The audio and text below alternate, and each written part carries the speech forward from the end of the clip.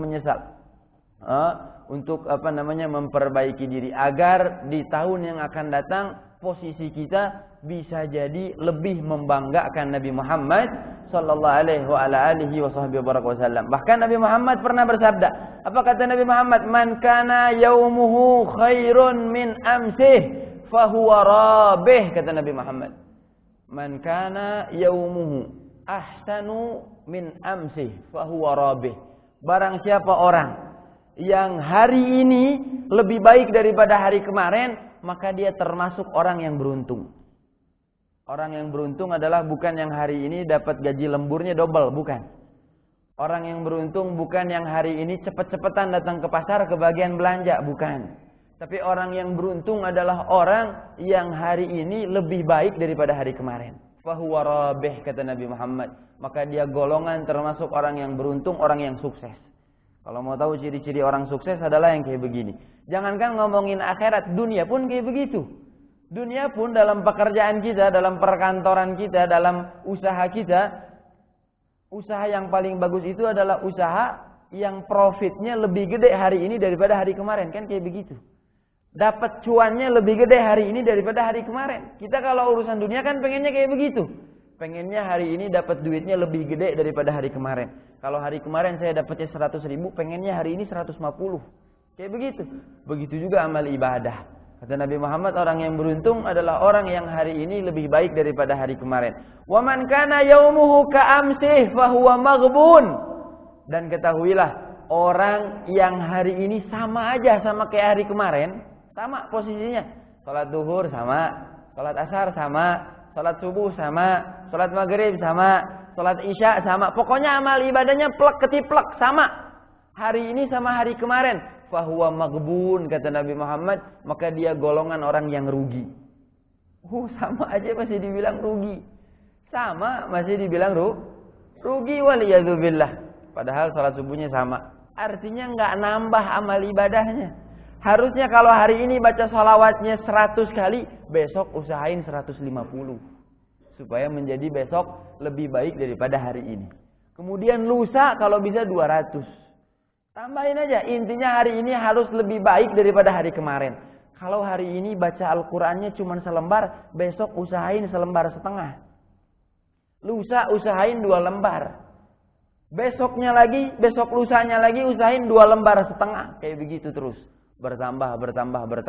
Sampaikan Al-Imam Syafi'i radhiyallahu ta'ala anhu, beliau kalau udah masuk bulan Ramadan, beliau membaca Yaqra'ul Qur'an fil laili khatmah wa fil nahar khatmah.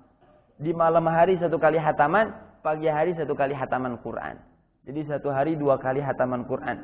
Ramadan 30 hari membaca 60 kali hataman Quran. 60 kali hataman Quran. Percaya apa enggak? Percaya apa enggak? Jawab yang kompak, percaya apa enggak? Percaya enggak percaya? Emang bisa sana baca sekali, sapoe 2 kali hataman. Urang mau baca Al-Baqarah ge satahun teh anggeus-anggeus. La ilaha illallah, beda. Orang kalau udah terbiasa sama Al-Quran, maka bacaannya nggak kayak orang yang kadang-kadang baca Quran. Beda bacaannya. Orang kalau udah sering baca Al-Quran, beda sama orang yang jarang-jarang baca Al-Quran. Kalau kita kan baca Al-Quran itu rada-rada hoream. Kemudian bacanya juga rada-rada lambat. Kemudian bacanya juga rada-rada susah. Kenapa? Karena jarang berinteraksi dengan Al-Quran. Atau bisa dibilang kita telat berinteraksi dengan Al-Qurannya. Orang mah belajar Al-Quran itu orok gitu. Umur 5 tahun, 6 tahun udah diajarin sama orang tuanya hijaiyah. Alif, ba, ta. Umur 7 tahun udah bisa dia baca Quran. Umur 8 tahun udah bisa baca Quran. Kadang-kadang kita syukur alhamdulillah masih mending. Umur 40 tahun baru belajar baca Quran. Telat sebetulnya, tapi alhamdulillah masih dikasih hidayah sama Allah. Masih dikasih kesempatan juga alhamdulillah. Cuman sebetulnya ma'asyiral ikhwan, yang kayak begini nih harusnya jangan terjadi buat anak-anak kita nanti. Kalau kita ngerasa kita telat baca Al-Quran, belajar Al-Quran, umur 50 baru belajar baca Quran, kalau bisa anak kita umur 5 tahun udah bisa hafal Quran. Tidak menutup kemungkinan, kan kita sering nonton tuh. Di mana di RCTI ya, acara-acara tahfidz Quran kayak begitu. Anak umur 6 tahun hafal Quran, bukan suatu hal yang mustahil. Tergantung didikan orang tuanya. Kembali ke didikan orang tua. Kalau antum sebagai orang tua tidak merasa bisa mendidik anaknya mengajarkan Al-Quran, titipkan anaknya ke TPA. Sekarang di mana-mana guru ngaji banyak, ma'asyiral ikhwan wal akhwat. Mau ngaji dimanapun mudah sekarang. Intinya kalau kita ngerasa telat belajar Al-Quran, jangan sampai anak kita telat juga belajar Al-Quran. Jadikan mereka pribadi yang berpegang teguh kepada Al-Quran, kalamullah subhanahu wa ta'ala. Jadi intinya orang yang hari ini sama kayak hari kemarin, fahuwa maghbun, kata Nabi Muhammad, maka dia orang yang rugi, waliyadzubillah. Wa kemudian, wa man kana yaumuhu syarran min amsi fahuwa mal'un. Barang siapa yang hari ini lebih buruk daripada hari kemarin, maka hakikatnya dia telah dilaknat, waliyadzubillah. Jadi kalau hari ini dia maksiatnya double daripada hari kemarin, maka sungguh dia hari ini telah dilaknat, waliyadzubillah. Fahuwa mal'un. Jadi jangan dianggap remeh. Jangan dianggap remeh. Pokoknya intinya cara selamat dari itu semua adalah bertakwa kepada Allah. Merasa Allah bersama kita. Merasa Allah mengawasi kita. Agar kita tidak mudah bermaksiat kepada Allah subhanahu wa ta'ala. Wahakadha, intinya berpegang teguh dengan syariatnya Allah subhanahu wa ta'ala.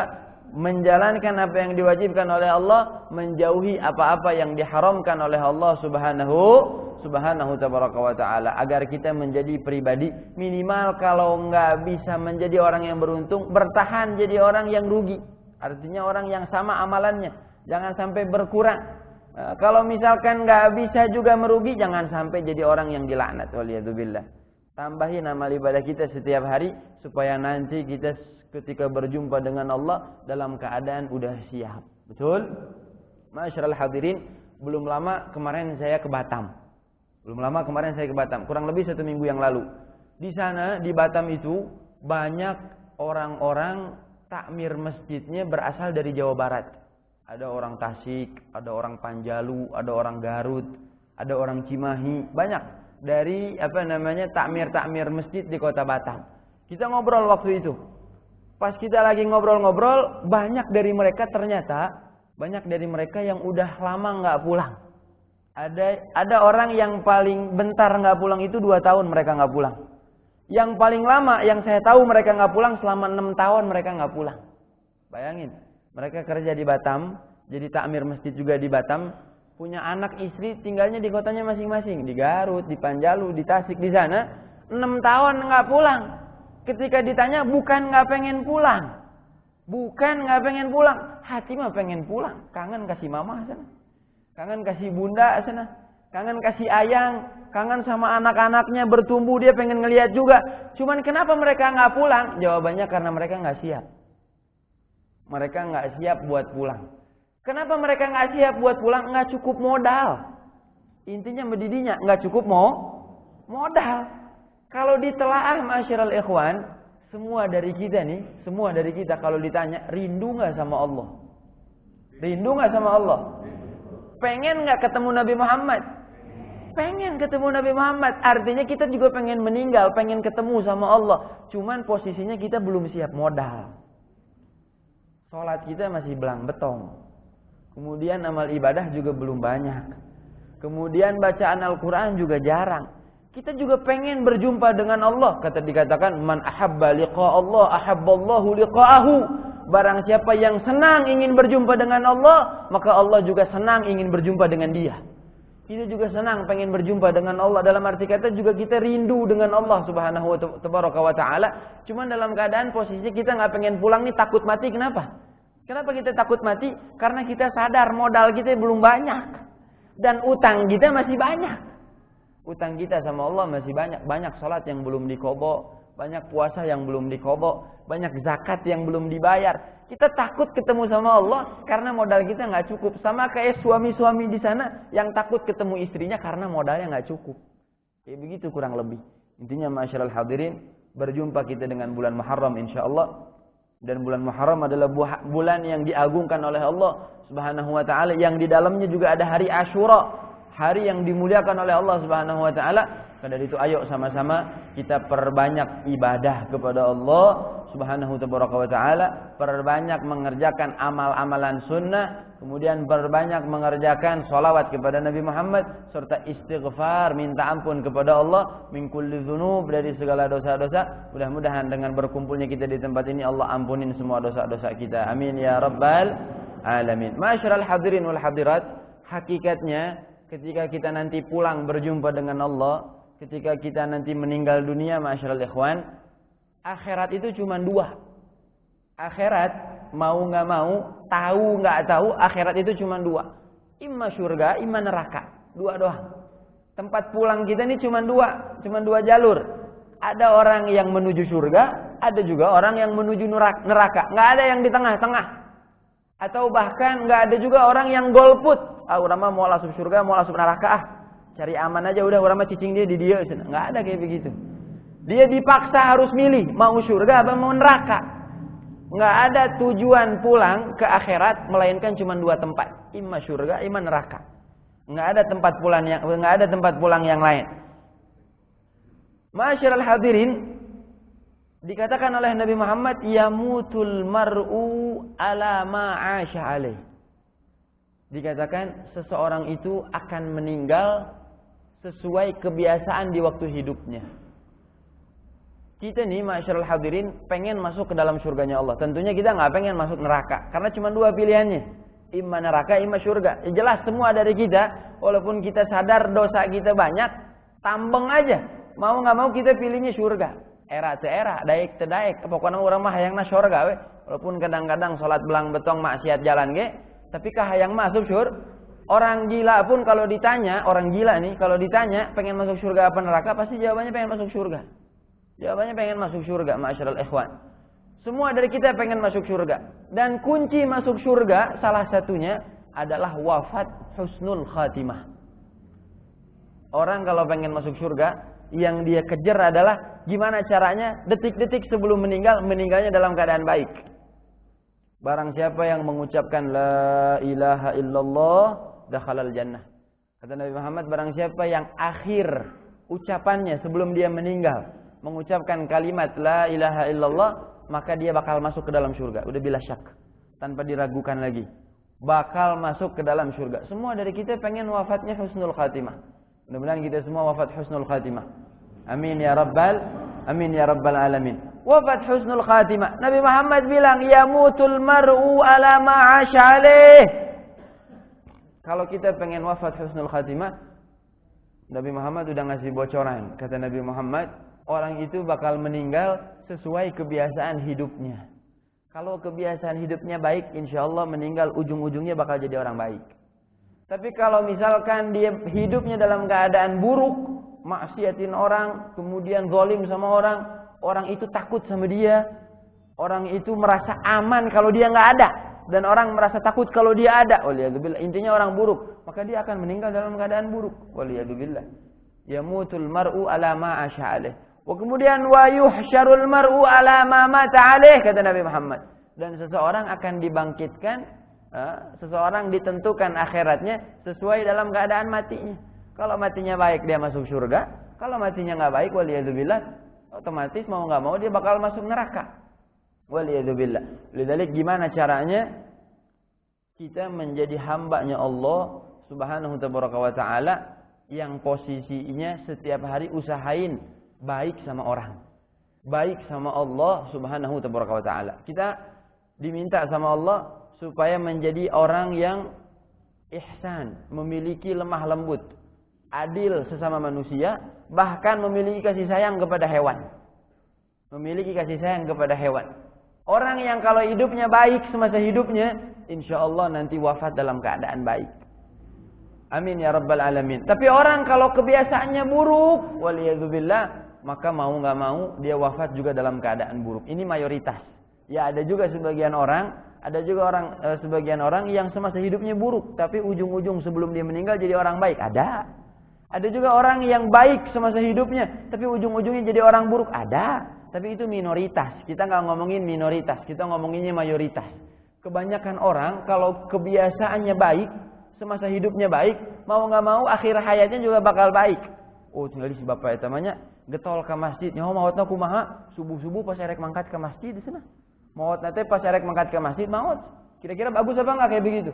bagus. Tapi kalau orang, waliyadzubillah, biasaan hidupnya di jalan, mabok, judi, pinjol, judi online segala macam, itu kumaha sih itu mautna tabrakan di jalan. Waliyadzubillah, di mana ditemuinya? Di pinggir jalan. Waliyadzubillah. Jadi orang kalau kebiasaannya buruk, waliyadzubillah, wafatnya juga dalam keadaan buruk. Tapi kalau orang kebiasaannya baik, insyaallah wafat dalam keadaan baik, masuk ke dalam surganya Allah Subhanahu wa taala. Mudah-mudahan kita termasuk orang yang wafatnya dalam keadaan baik. Amin ya rabbal alamin. Intinya semua dari kita pengen masuk surga. Semua dari kita pengen masuk surga. Ada satu hadis baginda Nabi Muhammad sallallahu alaihi wasallam, sampai jam berapa kira-kira? Jam 7 ya. Masyaallah. Ayo aja. Sampai duhur ge gaskeun. Masyaallah ikhwan, kurang lebih sampai jam 6 ya. Baik.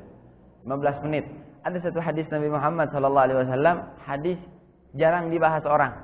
Ini hadis rawahul Hakim, diriwayatkan oleh Al-Imam Hakim. Hadis ini dikatakan mauquf. Tahu hadis mauquf? Hadis mauquf itu hadis yang katanya berhenti sampai ke Sayyidina Umar. Jadi katanya yang mengatakan ini Sayyidina Umar. Sayyidina Umar ini bisa jadi memahami ucapan Nabi Muhammad sallallahu alaihi wasallam, atau bisa jadi memang beliau belajar dari Nabi Muhammad. Tapi ada juga yang mengatakan hadis ini marfu. Marfu ini artinya Sayyidina Umar langsung ngambil dari Nabi.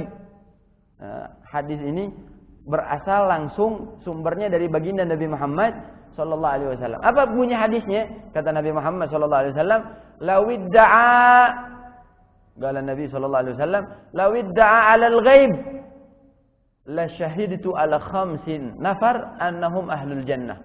Kata Nabi Muhammad, andai tidak takut, andai tiada kekhawatiran dituduh sebagai orang yang mengetahui hal yang gaib, padahal Nabi Muhammad memang tahu hal yang gaib, dibukakan oleh Allah Subhanahu wa taala. Maksudnya kalau bukan karena takut disebut dukun gitu sih, kurang mah gitu, bahasana kurang lebih.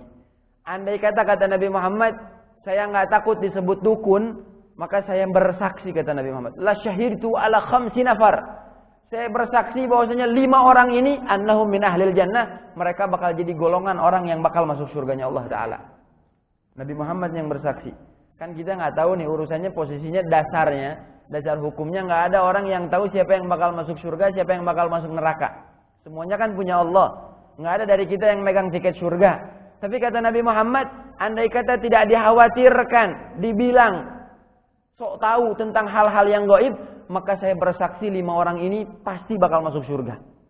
Siapa 5 orang ini? Yang pertama, kata Nabi Muhammad, al-faqir sahibul iyal. Kata Nabi Muhammad, satu orang pertama ini adalah orang yang fakir, orang yang miskin tapi anaknya banyak. Saya bersaksi ini orang bakal masuk surga kalau dia sabar. Kalau dia karena kebiasaan orang kalau miskin takut punya anak banyak. Khawatir punya anak banyak, kayak begitu biasanya. Kata Nabi Muhammad, orang fakir kalau anaknya banyak, insyaallah dia calon ahli surga. La syahiditu annahum min ahlil jannah, kata Nabi Muhammad. Saya bersaksi mereka bakal masuk surga. Yang pertama nih orang miskin yang anaknya banyak. Artinya di sini sebetulnya ngajarin bahwasanya kita sebagai umat Nabi Muhammad ini dianjurkan memperbanyak keturunan kalau kita mampu. Memperbanyak keturunan kalau kita mampu. Orang konteks nikah itu apa? Konteks nikah. Ngapain sih intisari dari nikah itu apa? Atau esensi dari pernikahan itu apa? Kata Nabi Muhammad, tanakahu, nikah, taksuru, perbanyak keturunan. Fa inni mubahin bikumul umama yaumal qiyamah. Karena nanti di hari kiamat kalian semua akan aku banggakan di hadapan para nabi dan di hadapan para umat-umat pada umat-umatnya nabi-nabi tersebut. Jadi semua dari kita ini akan dibanggakan oleh baginda Nabi Muhammad sallallahu alaihi wasallam. Maka jadilah orang yang membanggakan. Kira-kira malu enggak kita kalau misalkan Nabi Muhammad andai kata Nabi Muhammad bilang, "Nih lihat nih hambaku ahli ibadah." Padahal rumah seorang di ahli ibadah. Malu apa enggak kira-kira? Malu apa enggak kayak begitu? Kayak misal itu sama kayak ucapan seorang ibu kepada anaknya, bagus-bagusin ke tetangga. Anak orang mah getol, padahal mah di imam mah sare wae. Kita kalau jadi anak kan malu kayak digituin sama orang tua. Oh, anak saya mah rajin cuci piring, anak saya mah rajin nyuci baju, padahal di imam ngagoler hungkul. Dibilang kayak gitu tuh maksudnya Disindir gitu masih kurangnya. Fa inni mubahin bikumul umama yaumal qiyamah. Kata Nabi Muhammad, nanti di hari kiamat akan aku banggakan kalian di hadapan para umat, di hadapan para nabi. Maka jadilah sosok yang membanggakan. Oh ya Rasulullah, jadikan di akhirat, ya Rasulullah, saya bersalawat kepada engkau sehari 1000 kali. Bangga nggak kayak begitu? Ada orang yang, ya Rasulullah, saya alhamdulillah setiap hari sholat sunnah nggak pernah ketinggalan. Bangga. Nabi Muhammad senang juga. Ada juga orang, ya Rasulullah, seumur hidup saya nggak pernah ninggalin siwak. Jadi kebanggaan Nabi Muhammad. Ya Rasulullah, saya selalu memperhatikan orang-orang fakir miskin. Jadi kebanggaan Nabi Muhammad. Ya Rasulullah, saya selalu memperhatikan anak-anak yatim. Jadi kebanggaan Nabi Muhammad. Ya Rasulullah, saya selalu bersedekah. Jadi kebanggaan Nabi Muhammad sallallahu alaihi wasallam. Ada juga orang yang membanggakan dengan Al-Qur'annya, membanggakan dengan salat malamnya dan lain-lain. Intinya jadilah umat yang membanggakan Nabi Muhammad sallallahu alaihi wasallam. Jadi yang pertama nih, orang calon ahli surga adalah al-faqir dzul iyal, orang miskin yang anaknya banyak. Jadi jangan takut. Wahai kita semua yang ngerasa kurang dalam ekonomi, jangan pernah takut. Yang ngasih rezeki bukan kita tapi Allah. Kita ini bukan pemberi rezeki. Ini kita laki-laki yang cari nafkah. Hakikatnya kita bukan pemberi rezeki, tapi kita pemakan rezeki. Kita juga sama, pemakan rezeki juga. Yang ngasih rezekinya adalah Allah subhanahu wa ta'ala. Artinya kita disuruh tawakal. Waktu kumaha ke orang kieuna sakolana budak kumaha, susuna budak kumaha, jajana budak. Nggak usah dipikirin, itu semua punya Allah subhanahu wa ta'ala. Ya, jadi al-faqir sahibul iyah. Tapi kan heseknya memang susah karena hadiahnya surga. Kalau gampang mah hadiahnya kipas angin. Benar tuh? Orang kalau pengen hadiahnya gede, mau nggak mau ujiannya juga harus gede. Ya kan kayak begitu kan? Kalau misalkan orang pengen dapat umroh, kuisnya juga harus susah kayak begitu. Tapi burama misalkan fakir miskin, boga budak lobat tepan heseknya kan jaminan surga. Kenapa dia jamin surga? Karena susah kayak begitu. Karena nggak semua orang bisa. Kadang-kadang orang karena takut dia nggak punya harta KB, nggak pengen punya keturunan. Alhamdulillah. Ya, nggak pengen punya keturunan. Bukan 2 anak lebih baik nggak. Memang sama sekali nggak pengen punya anak. Kenapa? Ribet. Sekolahna hese, jajana hese, mending orang pakai main slot sana. Waliyadzubillah, zaman sekarang kayak begitu. Zaman sekarang kayak begitu, waliyadzubillah. Lidzalik nanti antum kalau punya anak, perbanyak anaknya. Atau punya cucu nanti punya anak, bilang kalau antum punya mantu, punya anak, perbanyak keturunan supaya cucu saya banyak. Supaya cucunya banyak. Kenapa? Karena kalau cucu saya banyak, membanggakan Nabi Muhammad sallallahu alaihi wasallam. Intinya kayak begitu. Yang pertama, al-faqir sahibul iyal. Kata Nabi Muhammad, orang yang fakir, orang yang miskin tapi anaknya banyak. La syahidtu annahu min ahlil jannah. Saya bersaksi dia adalah orang ahli surga. Itu yang pertama. Kemudian yang kedua nih, kata Nabi Muhammad, siapa orang yang pantas masuk surga?